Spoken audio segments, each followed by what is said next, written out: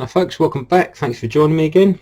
Thanks for being a bit patient with the videos. I've been so busy with the gardening at the moment. It's been difficult to get them out with the regularity that I would like to do, but thank you anyhow for watching. So today's little pattern is a little dry fly, or it's quite a big dry fly, this one, and it's a pattern that's coming into use right now. This is a balloon caddis. Okay, we're getting a lot of caddis and a lot of caddis sedge, same thing, hatching at Chigborough at the moment, and they're quite big chunky flies. The fish are really starting to home into them when we get some of the big hatches, and it's spectacular sport, these, and we'll talk a bit more about them as we time the fly. So hook in the vise for this one is a 175 size 10. It's a nice robust hook, this one, okay, because the takes from these things are, yeah, they're pretty vicious. The thread for this is a UTC 70 in black, so let's just work that on and get going.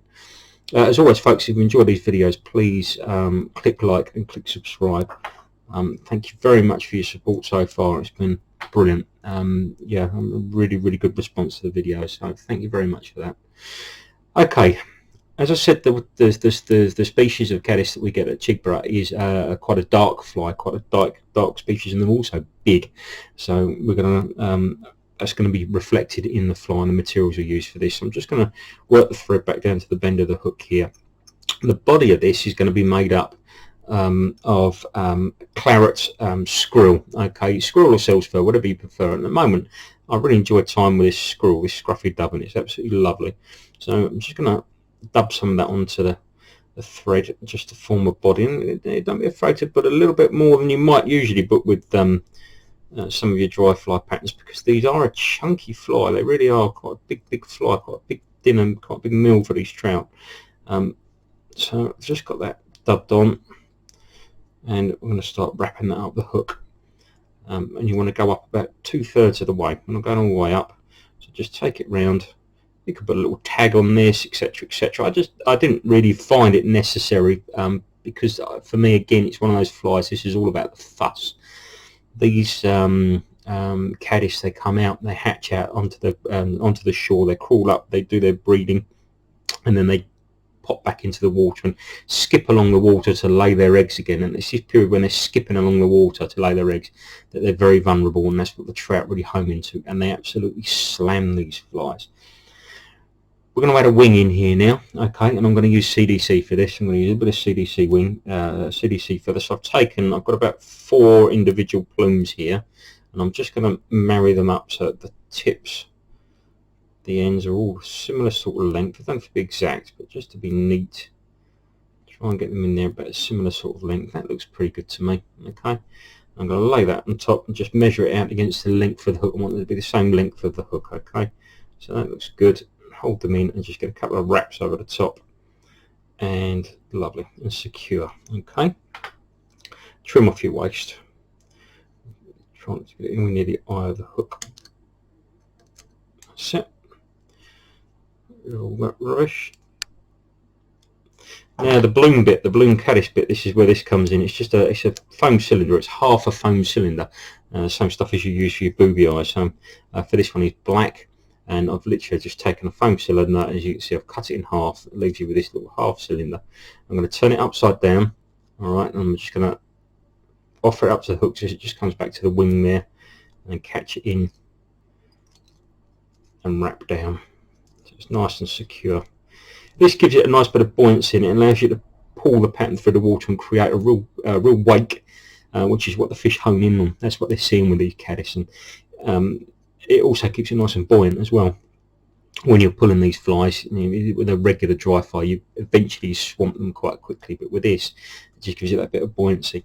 So we bring the thread back up to the eye, okay, and I'm just going to take a bit more of our dubbing, and I'm just going to add a little bit more dubbing here, just to create a thorax, just to create a sort of head area, and fill in. So it's just filling in the gap, so bring that back and just wrap that back to the wing, and then what we're going to do is going to push this over, okay.